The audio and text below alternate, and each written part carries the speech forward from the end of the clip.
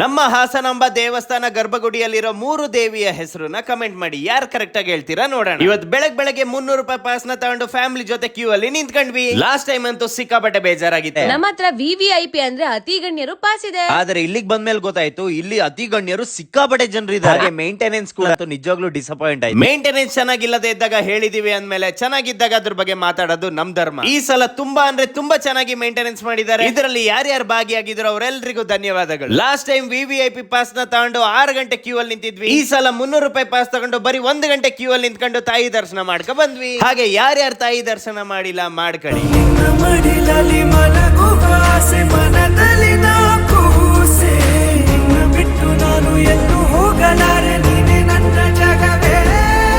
ಹಾಗೆ ಸ್ಟಾರ್ಟಿಂಗ್ ಅಲ್ಲಿ ನಾನು ಕ್ವಶನ್ ಕೇಳಿದ್ದೆ ಅಲ್ವಾ, ಅದರ ಆನ್ಸರ್ ಬಂದು ನನ್ನ ಸಾಮ್ರಾಟ್ ಶೆಟ್ಟಿ ಯೂಟ್ಯೂಬ್ ಚಾನಲ್ ಅಲ್ಲಿ ಅಪ್ಲೋಡ್ ಮಾಡಿದೀನಿ. ಇವಾಗ್ಲೇ ಹೋಗಿ ನೋಡಿ. ಹಾಗೆ ಸಮಸ್ತ ನಾಡಿನ ಜನತೆಗೆ ಹಾಸನಾಂಬ ತಾಯಿ ಒಳ್ಳೇದ್ ಮಾಡ್ಲಿ.